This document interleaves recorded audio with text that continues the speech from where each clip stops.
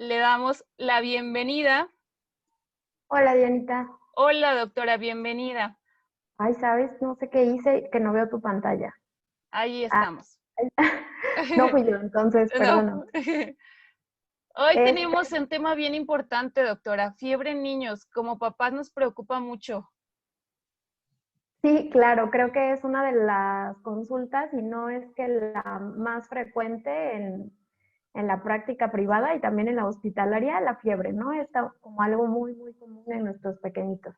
Sí, claro. Bueno, doctora, pues es todo suyo.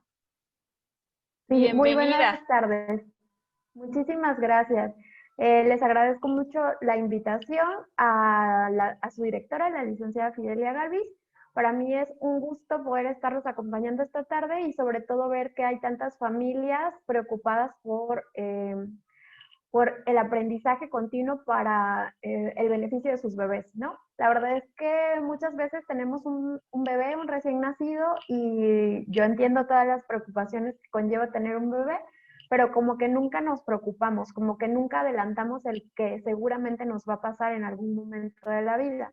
Entonces, si ustedes tienen bebés muy pequeños, de un mes recién nacidos, generalmente los bebés menores de 3 meses no presentan fiebre con regularidad, pero ya están aquí escuchando, los felicito. Son papás sumamente comprometidos. ¿Puedes avanzar la siguiente, Dianita? Bueno, la incidencia, como ya les decía, puede ser hasta 1/3 de la consulta pediátrica o incluso hasta más, ¿no? Puede ser la mitad o hasta 3/4 partes. Algunas veces, por si en el día yo de los 8 niños que pueda haber, 6 van a llevar fiebre o aunque no vayan a la consulta, generalmente los papás me escriben porque el bebé está presentando fiebre, ¿no? Entonces es algo sumamente común.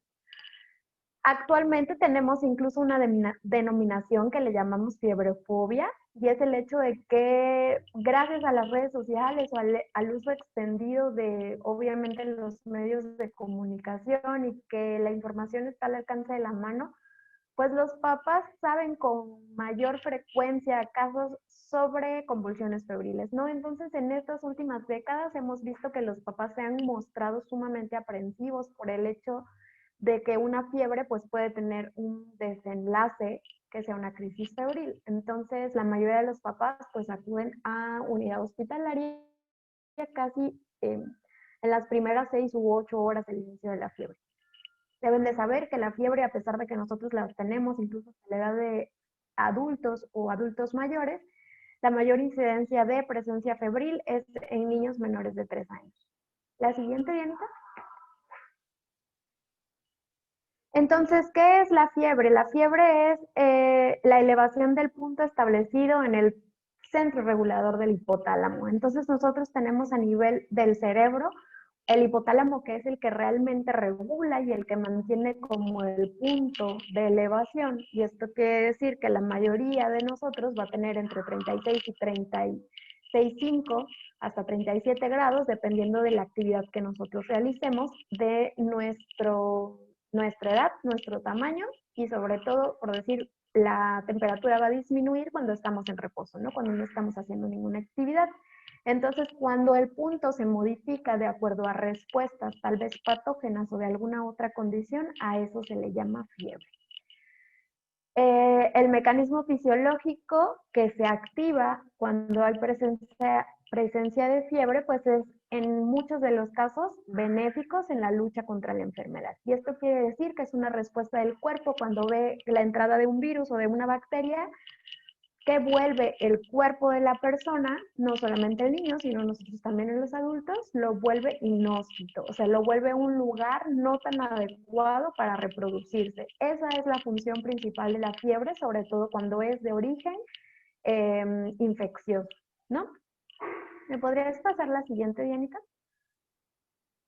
Entonces, para que nosotros podamos catalogar fiebre, tenemos que tener en consideración que, bueno, para definir la fiebre deberíamos de tomar la temperatura, ¿no? Mi esposo siempre me hace burla porque realmente la guía de práctica clínica de México establece que las mamás tienen un alto porcentaje, obviamente, de asertividad al decir que su bebé tiene fiebre, ¿no? Pero entonces si llegan a la consulta y me dicen, no, pues es que tuvo fiebre, ¿y cuánto tuvo de fiebre? No, pues no sé, está muy caliente, bueno, eso es algo que es muy ambiguo, ¿no? Idealmente deberíamos de tener un termómetro siempre en casa para poder marcar la fiebre, o sea, para poderle poner un punto alto. Y esto nos va a permitir, como yo les decía, considerar que 36,5, 37 va a ser normal y dependiendo de los termómetros que nosotros tengamos en casa o que tengamos a disponibilidad, se marcan diferentes puntos para clasificar la fiebre. Y esto quiere decir que si tenemos un axilar, 37,5 sería ya un punto como de corte para considerar fiebre y si tenemos un termómetro timpánico serían 38,2. Ahorita el infrarrojo que está muy de moda, que no mata las neuronas en este momento, 37,8 más o menos está haciendo el punto de corte, ¿no? Entonces, por decir, si nosotros justo ahora en la pandemia vamos y nos los toman en la mano, pues les sale como 35,5 y les dicen, ah, sí es normal, bueno, eso no es normal.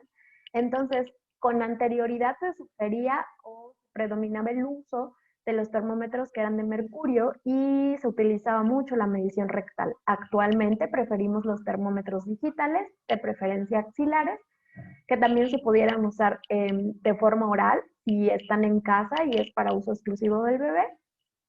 O también los termómetros infrarrojos tienen una muy buena lectura. Entonces hay que considerar estos puntos para que ustedes me puedan decir, no, bueno, tenía 37,6 y entonces sí tenía fiebre, ¿no? ¿Me pasas la siguiente, Diana, por favor? Y entonces, las fases de la fiebre. Aquí generalmente nosotros decimos fiebre, pero no hemos aprendido como a categorizar en qué fase se pudiera presentar. Entonces, generalmente la primera fase de la fiebre es como yo les decía, ¿no? Se eleva el punto de la temperatura al nivel del hipotálamo y lo que hace el cuerpo para elevar la temperatura es hacer una vasoconstricción. Entonces hay niños que tienen fiebre y empiezan a temblar, ¿no?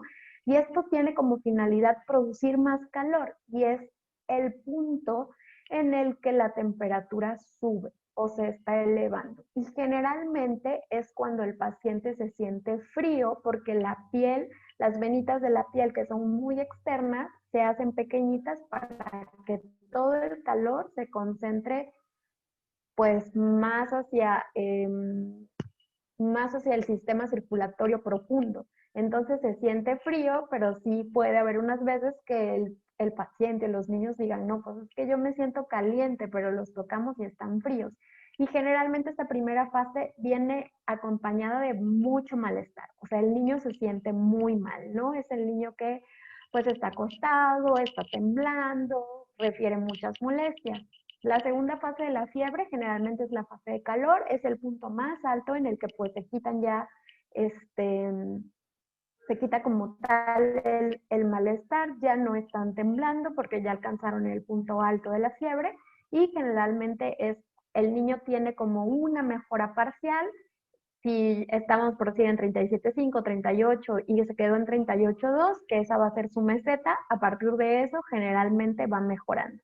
En este pues tiene una coloración roja y la característica de la fiebre se mantiene, ¿no? Y ya en la tercera fase, cuando ya va en descenso, generalmente tenemos un niño que tiene piel sudorosa, húmeda y caliente. Y por eso una de las pautas principales con un niño con fiebre es darle hidratación.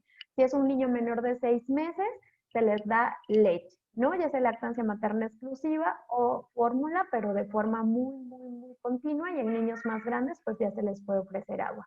Si nosotros tenemos puntos o fiebres muy elevadas, recuerden que la piel de los niños es sumamente delgada y no porque no lo veamos no significa que están perdiendo agua.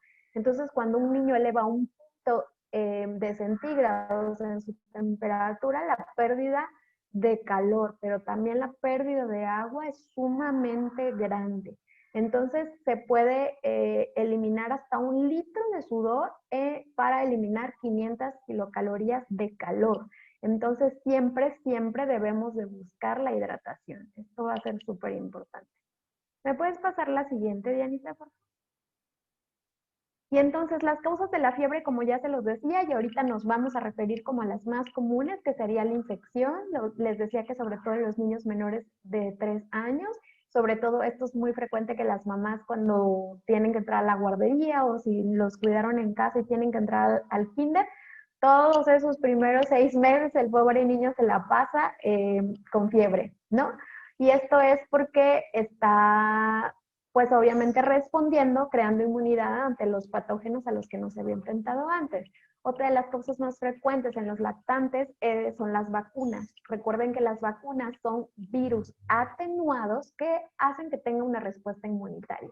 Y esto es importante porque el hecho de que se presente fiebre después de la vacuna significa que el sistema inmune está trabajando y entonces se está formando los soldaditos que son necesarios y que es el fin de las vacunas, crear ese tipo de protección, ¿no? Entonces es muy común que los niños presenten fiebre después de las vacunas. Las mamás luego me preguntan, porque generalmente, por decir los que tienen lactancia materna exclusiva, durante los primeros 6 meses casi no presentan fiebre. Y esto quiere decir, o nos quiere dar a entender que la inmunidad puede estar pasando a través de la leche materna. Entonces, los papás difícilmente ven presencia de fiebre, ¿no? Y esto es porque en vez de activar el sistema inmune, pues mamá le está pasando unos pocos de soldaditos por la leche. Entonces, estas mamás que tienen lactancia materna exclusiva, casi las primeras respuestas ante las vacunas suceden después de los 6 meses, inclusive más en las del año.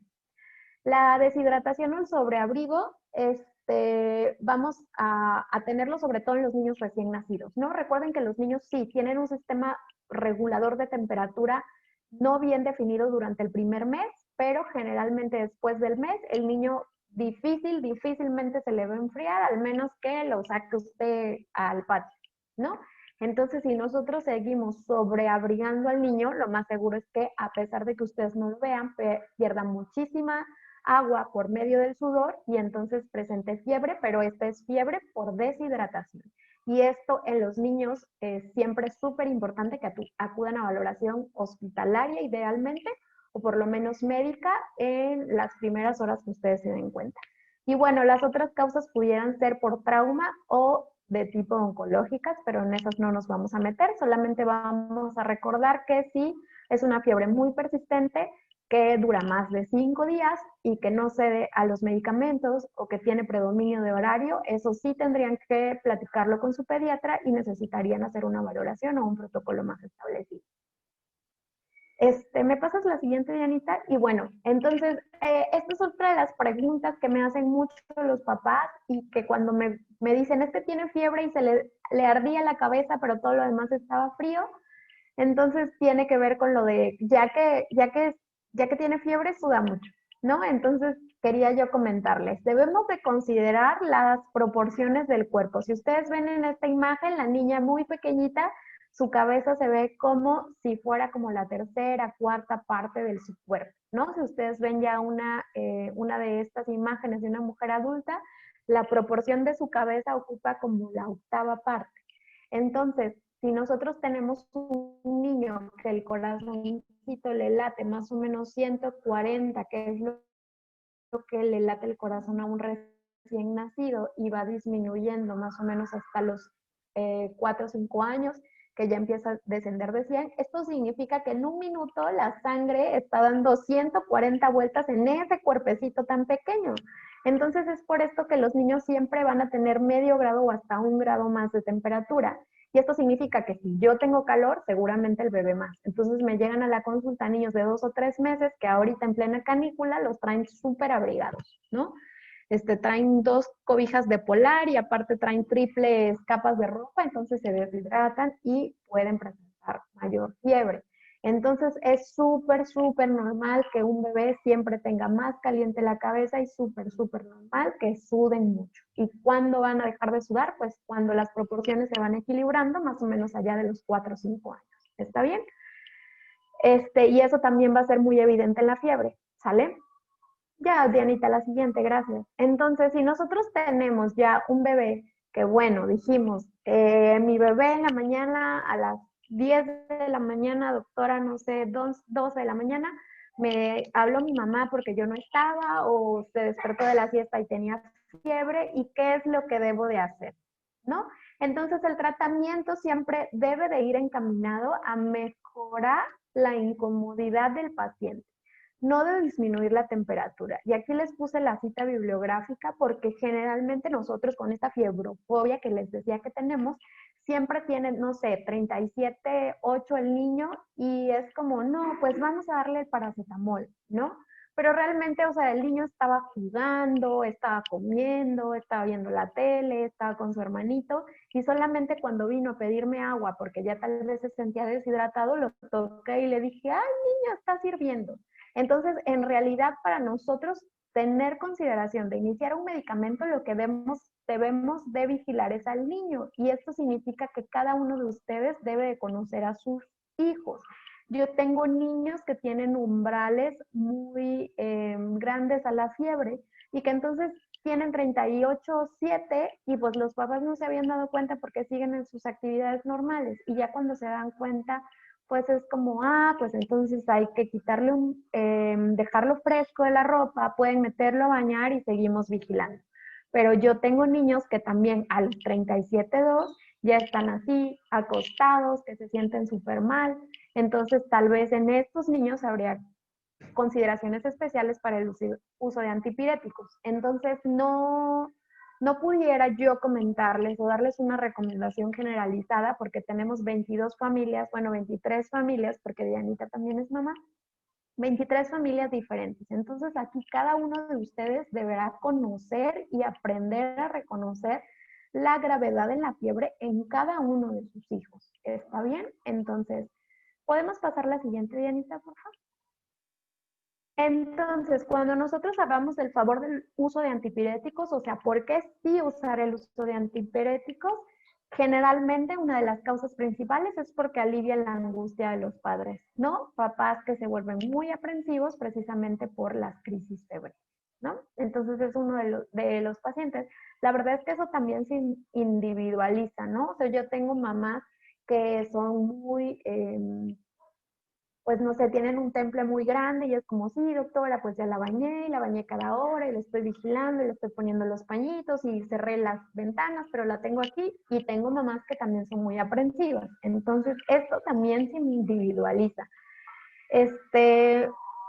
La temperatura, bueno, el uso de antipiréticos, vigilamos que o consideramos cuando la temperatura puede elevarse a niveles peligrosos, sobre todo si nosotros tuviéramos antecedentes de que el bebé de repente le tomé la temperatura y tenía 37,2 y se la tomé a los 20 minutos y ya tenía 38,8. No sé, que es una elevación muy, muy acelerada en este tipo de niños y esto también se individualiza, pudiéramos considerar, ¿no?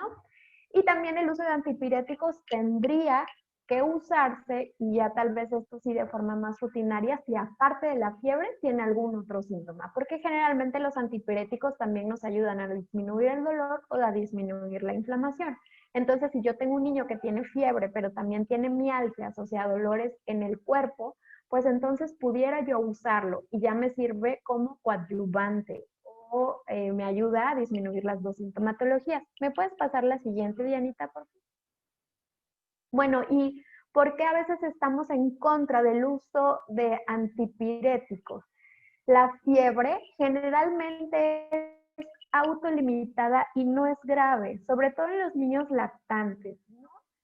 A mí, por decir yo muy en lo particular, yo tenía a mi hijo que tiene 3 años en la guardería y no sé, si 3 veces me hablaron para decirme que tenía fiebre y yo iba por él y al otro día así como, ¿y pues qué tuvo? Y yo así de, no, pues ni idea, ¿no?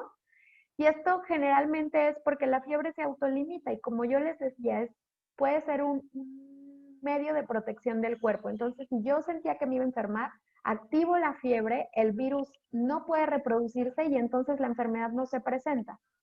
Y en la mayoría de los niños puede suceder esto, ¿no? Seguramente muchas mamás aquí pueden tener esta historia de forma recurrente. Le di un día fiebre y al otro día ya no tenía nada, ¿no? También está descrito que no pueden prevenir las convulsiones febriles y estas tienen más que ver con la velocidad que se aumenta, como les decía hace un momento, por decir, estaba en 37,2 y de repente ya está en 38,8. Bueno, este esta elevación acelerada es lo que condiciona las crisis febriles y en realidad, aunque yo le dé antipiréticos, no son de un mecanismo de acción tan rápida. Entonces no es como que sea preventivo, ¿no? La fiebre promueve el reposo y favorece la formación de anticuerpos. Y esto es importante. Muchos de los niños cuando tienen fiebre, los papás me dicen, es que se la pasa durmiendo todo el tiempo. Bueno, sí, porque generalmente la fiebre también busca esto, que los niños estén en reposo para que uno, no haya más producción de calor, o sea, que esté normalizado hasta el punto en el que yo lo necesito. Y aparte, que con el reposo creo anticuerpos, ¿no? Entonces es también súper normal que un niño quiera dormir cuando tiene fiebre.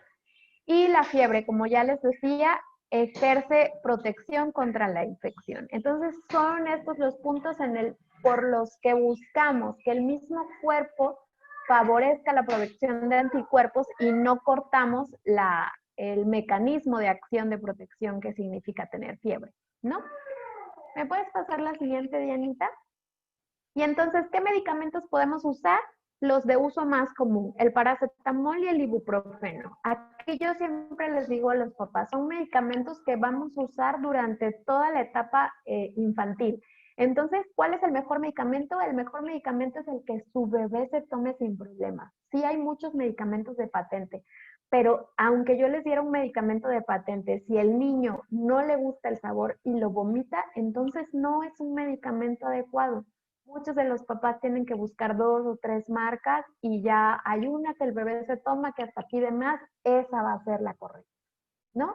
Entonces, generalmente yo siempre les digo a los papás que tienen que iniciar con paracetamol, sobre todo si van a hacer un manejo sin que yo los haya visto, ¿no? El medicamento, el paracetamol es un medicamento muy noble, tenemos grandes cantidades de marcas en el mercado, tienen un amplio rango de dosis que va de 10 a 15 miligramos por kilogramo y se puede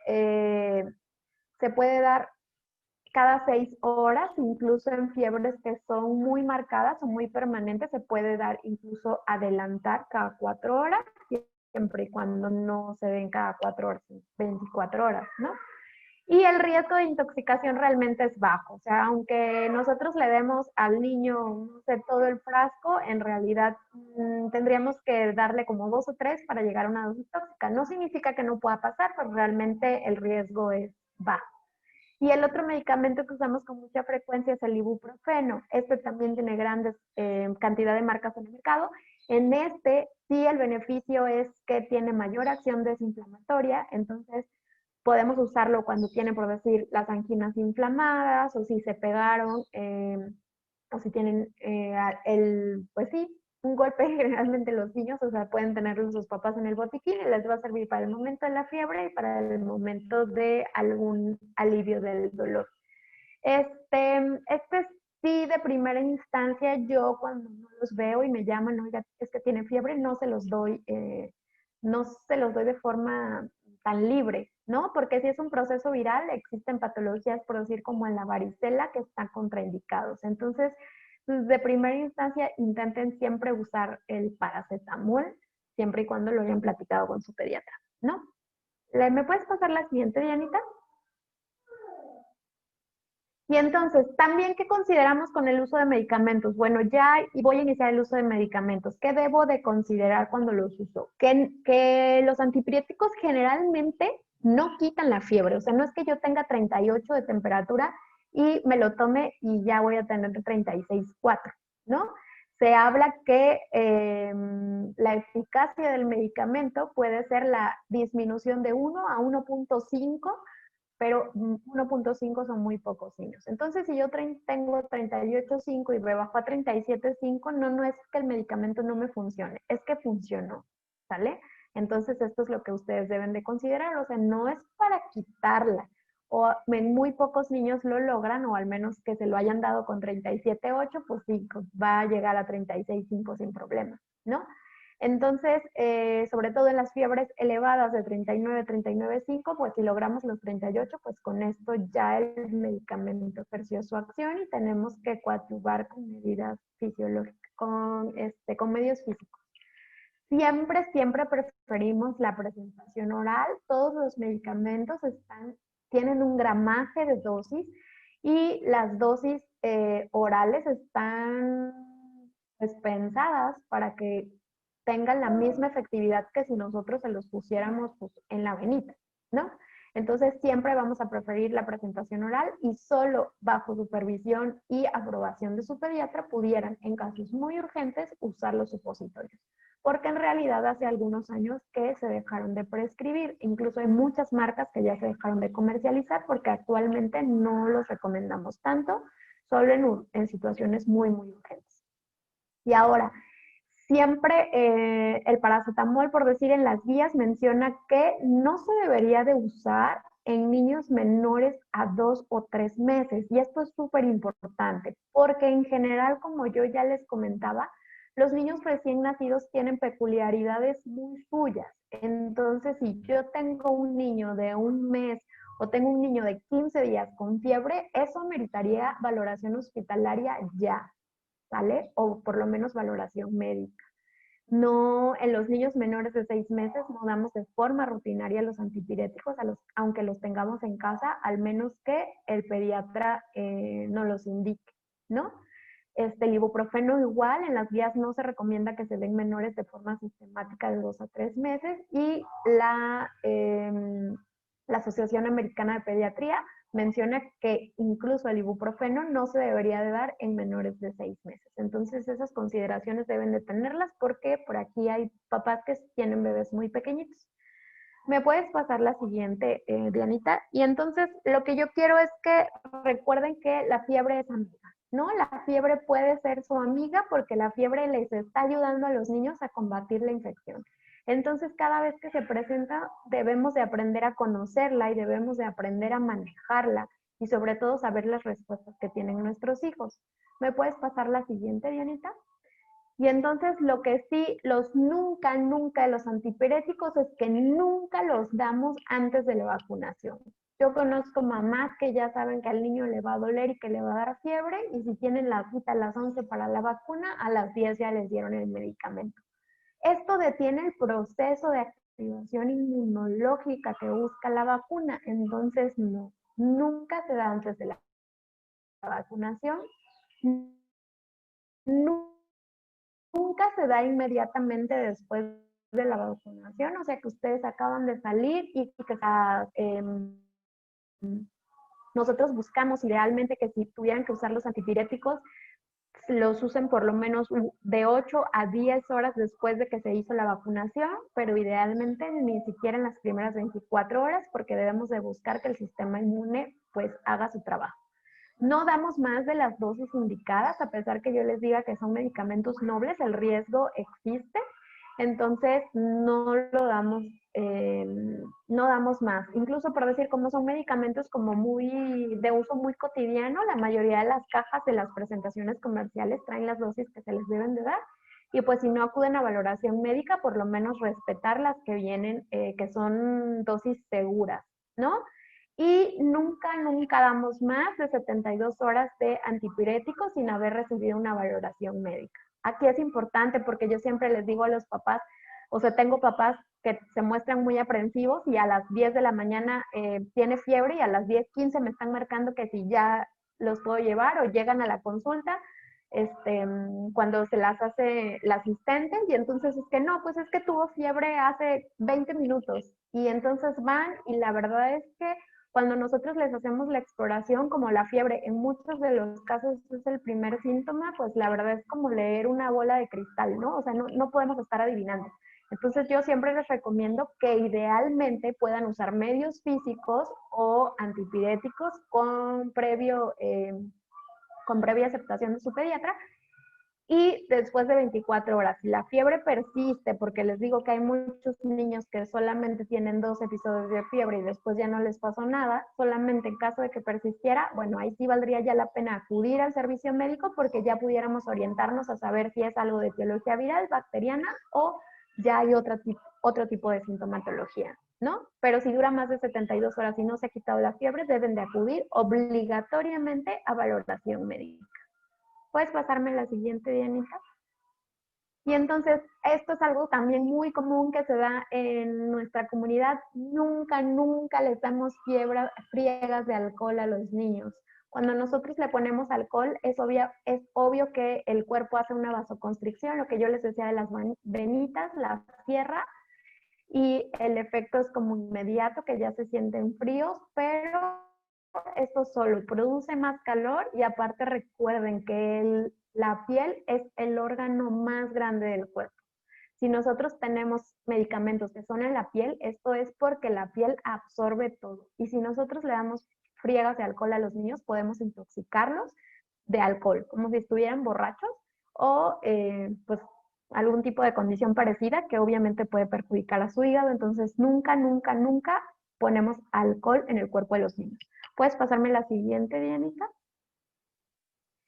La fiebre y la dentición, la verdad es que aquí los pediatras y los odontopediatras no se ponen de acuerdo porque los odontopediatras sí marcan en algunas literaturas que puede haber fiebre por el proceso de disrupción de la piel, que sería como un trauma.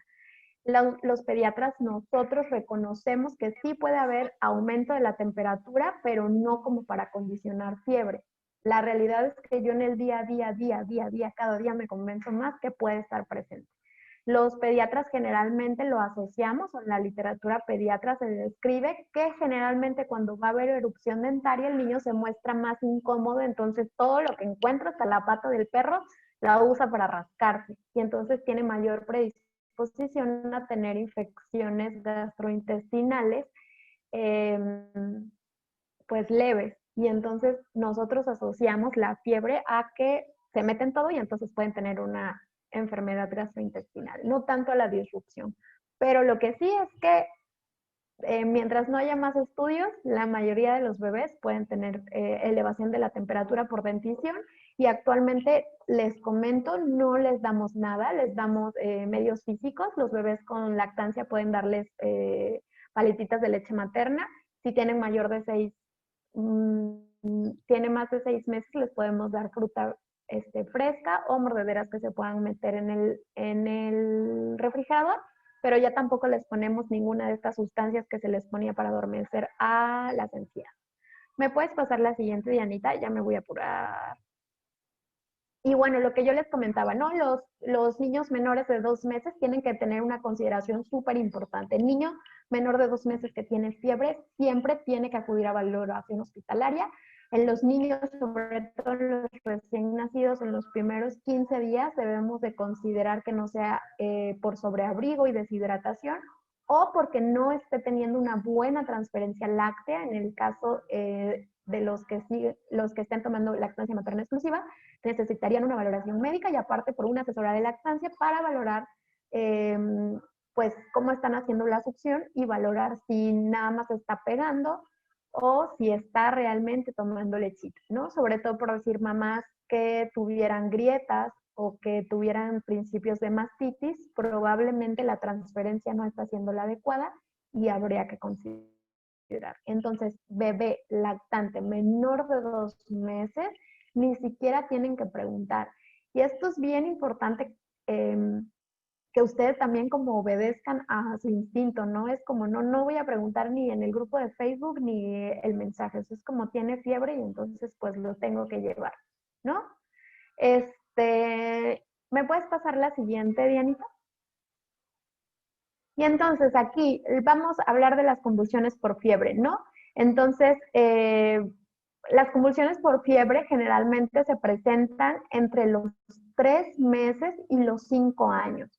Esto no quiere decir que no se puedan presentar más adelante, pero es muy, muy difícil. O sea, no sé, solamente el 1% de los niños pudiera presentar fiebre después de los 5 años. Entonces, la fiebre, las convulsiones por fiebre se presentan en 2 al 4% de los niños menores de 5 años. Y si se dan cuenta, realmente es una cifra muy baja como para que nosotros tengamos que normalizar el uso de antipiréticos. O sea, obviamente como papás, pues ninguno quiere que nuestro hijo sea parte de la estadística, pero si nosotros tomamos en consideración, son muy, muy, muy poquitos niños como para que ya tiene 37.7 y entonces iniciemos antipiréticos, ¿no? Lo que sí es que pueden tener una predisposición genética, entonces si nosotros tenemos un hijo mayor que presentó crisis febriles, sí tenemos que tener un poco más de cuidado en los hermanitos pequeños, ¿no? Y ya una vez que tuvo una convulsión febril, sí nosotros debemos de vigilar más estrictamente porque pueden ser recurrentes. De 25 al 35% pueden volver a ocurrir. Entonces es sumamente importante que valoremos. Lo que sí es que yo les puedo decir que tienen esta condición de forma innata. Hay niños que convulsionan con fiebre nada más con 38,7, ¿no? Y hay niños que llegan hasta los 40,5 y convulsionan. Entonces, estos umbrales dependen de cada persona y de cada cuerpecito. Y es algo que no podemos adivinar. Lo que sí es que no, generalmente no condiciona repercusiones neurológicas. O sea, un niño que convulsiona por fiebre no significa que vaya a ser convulsionador o que vaya a necesitar anticonvulsivos. Sí existen especificaciones, pero eso sería otro tema y si ustedes nunca lo han presentado y sus niños no lo han tenido, no tiene caso que nos detengamos en eso. Entonces, ¿qué hacemos cuando se presentan las convulsiones? ¿Puedes pasarme la siguiente, Dianita, por favor? Entonces, ¿qué nosotros podemos hacer en caso de que nuestro peque presentara una convulsión? Tenemos que cuidarlo, ¿no? Debemos de buscar un lugar donde no se lesione, idealmente un lugar pues blando que pudiera ser la cama y ponemos de preferencia de costado. Tenemos que vigilar al bebé. Idealmente las convulsiones o las crisis que están asociadas a fiebre se autolimitan y nunca, nunca duran más de 5 minutos. Entonces, por eso les digo, los papás, existen los que contienen un temple como muy amplio y algunos que se desesperan. La verdad es que cuando uno de nuestros niños convulsiona, pues a nosotros se nos hace eterno, ¿no? Pero sería ideal que nosotros pudiéramos determinar el tiempo de la convulsión para que nos podamos asegurar si fue una crisis completamente febril o ya tenía predisposición a algún otro tipo de compromiso neurológico. No empeoramos la situación, esto es como muy de Televisa, muy de Hollywood, el que les meten cosas en la boca para que no se muerdan la lengua. La verdad es que no debemos de meter ningún objeto, ni siquiera nuestro dedo, porque puede lastimarlos, ¿no? La contracción involuntaria puede lastimar al cuidador. Y tenemos que buscar ayuda, ¿no? Si la convulsión dura más de 5 minutos, pues amerita valoración médica de inmediata. Generalmente, pues solamente cuando llegan a la unidad hospitalaria los tenemos en observación, les hacemos exámenes solamente para vigilar si ya hubiera una infección presente, si necesitáramos hacer ya algún tipo de abordaje terapéutico, ¿no? Pero la mayoría de los niños que convulsionan por fiebre, generalmente cuando llegan al hospital, pues ya nunca vuelven a convulsionar y pues les damos medios físicos e iniciamos antipiréticos, ¿no? Entonces, son las medidas generales en el dado caso desafortunado que ustedes tuvieran que enfrentarse a una crisis febril. ¿Me puedes pasar la siguiente, Dianita? Entonces, ¿qué podemos hacer nosotros como papás? Bueno, platicar con el pediatra, ¿no? Con el pediatra que ustedes hayan elegido. Como yo les decía, yo no les puedo dar como tal una recomendación estandarizada para todos porque pues desafortunadamente no los conozco a todos. Entonces, ¿qué debemos de buscar o qué debemos de platicar con nuestro pediatra? Hay factores de riesgo en mi familia y dentro de los factores de riesgo, como ya les mencionaba, que mi hijo mayor tuviera crisis febriles o que mi esposo haya tenido crisis febriles en la infancia o que mi hijo mayor tenga crisis convulsivas que aunque no sean asociadas a fiebre, todos esos factores asociados o predisponentes de crisis febriles previas o de compromiso neurológico deben comentarlos con su pediatra para que entonces pudiéramos accionar planes ya establecidos, pero individualizados para esa familia. Si supe que tiene antecedentes médicos de importancia, obviamente si los bebés son prematuros, si tuvieron asfixia en nacimiento, si están bajo algún tratamiento neurológico, pues esto es súper importante y en estos niños sí damos como planes de acción muy, muy, muy establecidos. ¿Qué hacer en caso de emergencia? Pues lo que yo les decía, las crisis febriles, pero generalmente pues les damos como pautas básicas, ¿no? ¿Qué podemos hacer? El desarropar al bebé, podemos darles bañitos, siempre, siempre, siempre con agua tibia. Nosotros no hacemos los baños fríos porque eso solo produce más calor. Y recordar que si ustedes van a hacer el uso de los paños, casi siempre es sistemático, ¿no? Porque algunas veces se los ponen y los dejan ahí 5 minutos y pues entonces ya no hay transferencia de calor porque el trapo ya se calentó y entonces no hay.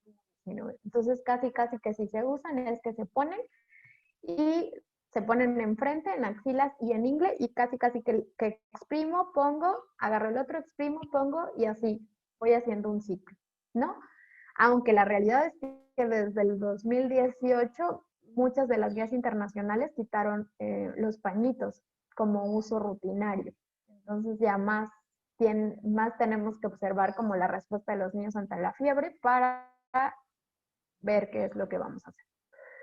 Y los medicamentos que pueden tener en su botiquín, recuerden, yo en lo particular, a los papás con los que ya tenemos estas conversaciones o los niños que son más grandes, generalmente pues les indicamos que pueden tener paracetamol o ibuprofeno, igual las marcas pues que a ustedes les convengan un poco más.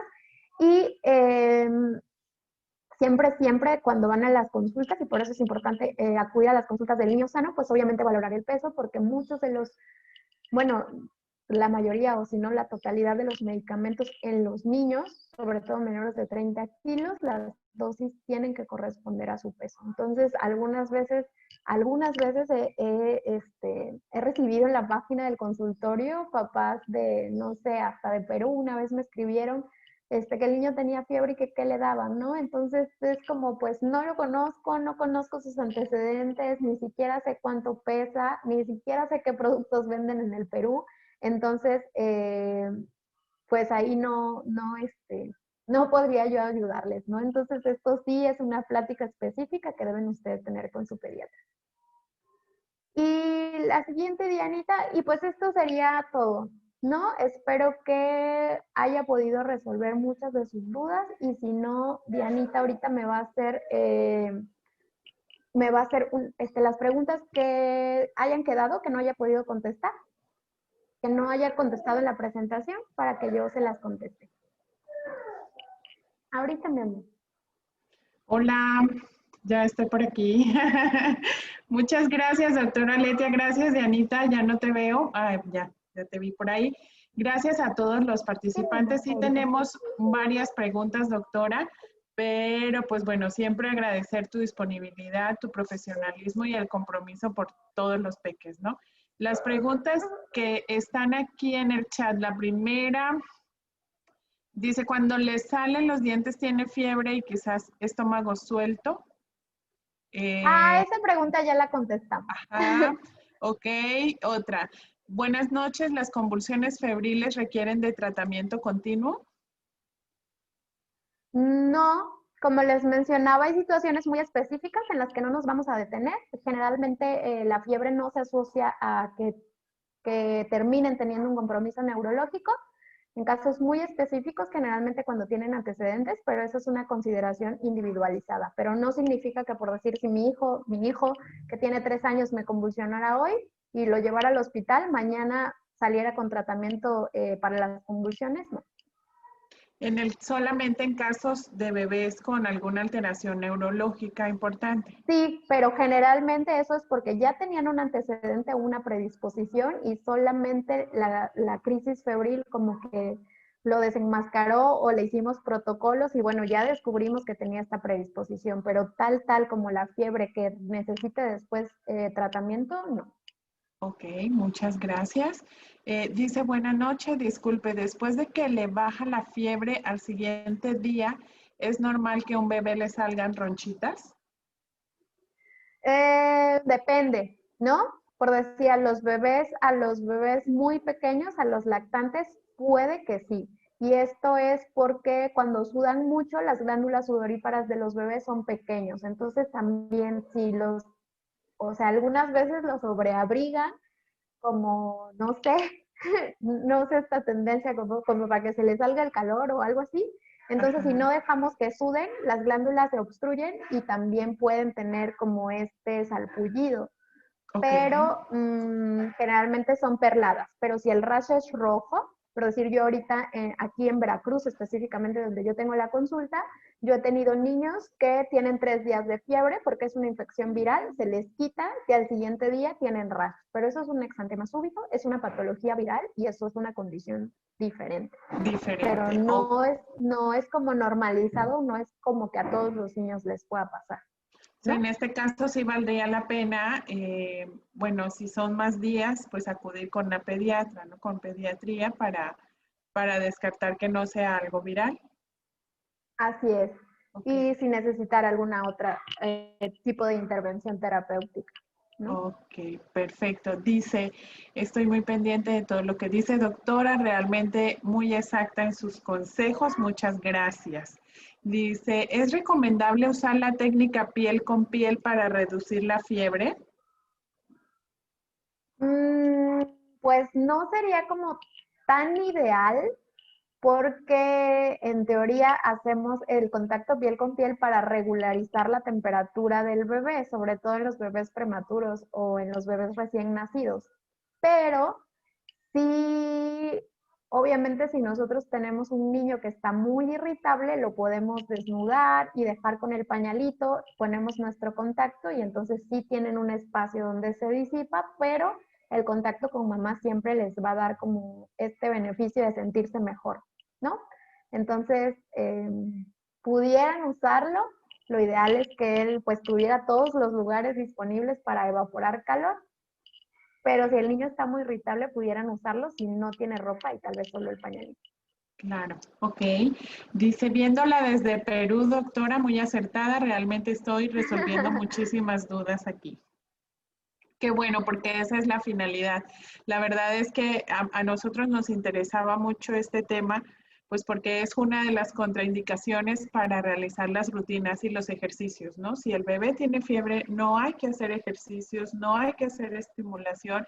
Ese día el bebé tiene que estar en descanso, el niño tiene que estar en descanso, en reposo y vigilar. Vigilar es importante, buscar ayuda médica si ya aprendimos hoy todas las características de la fiebre, si pensamos que es algo de la pancita, si es la garganta o sencillamente fue una subida de temperatura sin ningún motivo aparente, ¿no? Entonces, siempre es importante, si hay fiebre, no realizar ejercicios, si convulsiona el niño, igual, si hay diarrea o vómito, igual ese día no se realizan los ejercicios y siempre que se vacunen a los bebés, 72 horas de vigilancia, 24 horas de vigilancia y si no hubo ninguna reacción, continuar con las rutinas, ¿vale? Doctora, tenemos aquí una última pregunta. Dice, buenas noches, doctora. ¿Hay algún problema en que el niño duerma con aire acondicionado teniendo fiebre? Muchas gracias por su información.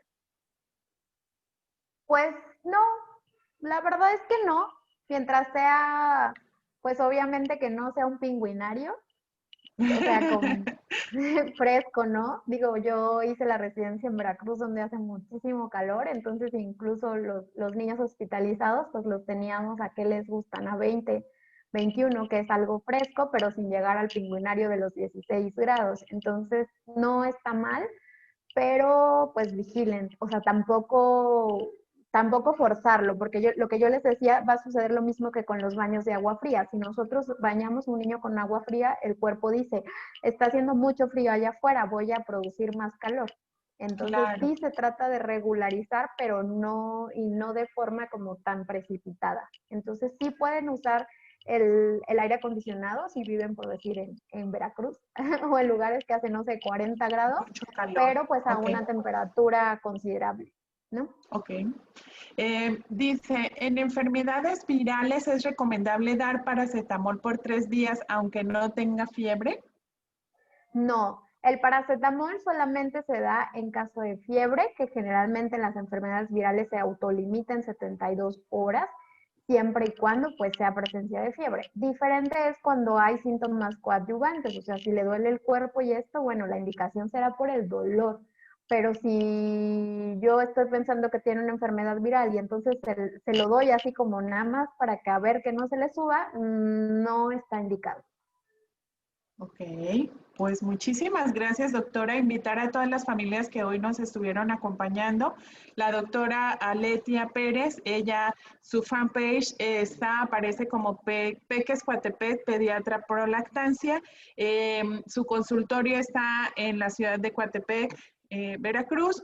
Y pues bueno, aquí en la pantalla estamos viendo toda la información. Ella tiene los servicios de vacunación, consulta de pediatría, asesoría de lactancia materna y asesoría de alimentación complementaria, entre otras. Entonces, no duden en buscarla si están aquí en la ciudad de Jalapa, si están en la ciudad de Coatepec, porque la verdad es una excelente profesional, igual como todos los invitados que hemos tenido. La verdad es que mis respetos, doctora, y nuevamente agradecer su participación. No sé si tenga algún otro mensajito final, esto para las familias.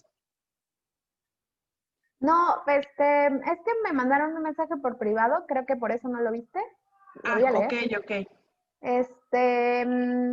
Dice, mi hija ha tenido convulsiones febriles 2 veces con 1 año de intervalo. ¿Qué podemos tener de kit de emergencia? La verdad es que, como yo les decía, hay mayor predisposición a presentarlo, ¿no? Entonces, pues el kit de emergencia siempre incluye paracetamol y ibuprofeno, el que más les guste, si se puede patente y no lo vomite, ese será el increíble, pero es algo que siempre deben platicar con su pediatra y sobre todo tener dosis estandarizadas de acuerdo al peso que tenga su niño. Y otra dice, los niños se meten las cositas a la boca y causa infección, ¿cuánto suele durar? Pues generalmente si son virales también 72 horas, pero en las consideraciones, bueno, de la diarrea y la dentición y esto, si tienen fiebre más de 24 horas, tienen que acudir. Si tienen evacuaciones diarreicas mayores a 4 en un día, también deben de acudir, ¿no? Y bueno, si ustedes los ven mal, pues tienen que acudir. Aunque yo les diga que no, ustedes son los que los conocen y ustedes son los que lo están viendo, ¿no? Porque así como de forma telefónica luego me dicen y yo considero, yo pediatra, porque no lo estoy viendo, que podemos esperar hasta mañana, pero si ustedes lo van muy mal, pues obedezcan a su instinto y llévenlos a un servicio de urgencia, ¿no? Esa parte es muy, muy importante, porque a veces no, me voy a esperar hasta que el pediatra tenga cita y son 5 días más adelante, y si es un compromiso importante a nivel infeccioso, bacteriano, viral y demás, pues puede haber daño, ¿no, doctora? Así es, por eso es que ustedes deben de reconocer y de conocer a sus bebés, ¿no? No podemos estandarizar como un manejo porque solo ustedes pues tienen el conocimiento absoluto de qué pudiera estar pasando de grave con sus niños. Les agradezco muchísimo, no solo que me escuchen, sino que busquen la información, porque esto los hace unos padres más comprometidos y seguramente el beneficio va a ser para sus niños. Muchísimas gracias, doctora. Aquí mensajitos de muchas gracias por la información, excelente plática. Muchas gracias realmente por todos los consejos. He aprendido mucho para mi bebé. Aquí en la Ciudad de México nos dicen en las clínicas que les demos paracetamol si le da fiebre de inmediato. ¿No? Es una mami que está con nosotros y es desde la Ciudad de México. Bueno, ahí yo les digo lo que viene la recomendación, ¿no? Incluso por eso les puse la cita bibliográfica, porque no, yo siempre se los digo, y si ustedes son mis pacientes y si me han visto en muchas pláticas, lo que yo siempre les recalco es que no me tienen que creer a mí, le tienen que creer a la ciencia. Y entonces las guías terapéuticas mencionan que no está encaminado a disminuir la fiebre, sino a disminuir la sintomatología y a mejorar pues los síntomas que pudiera tener el niño, ¿no?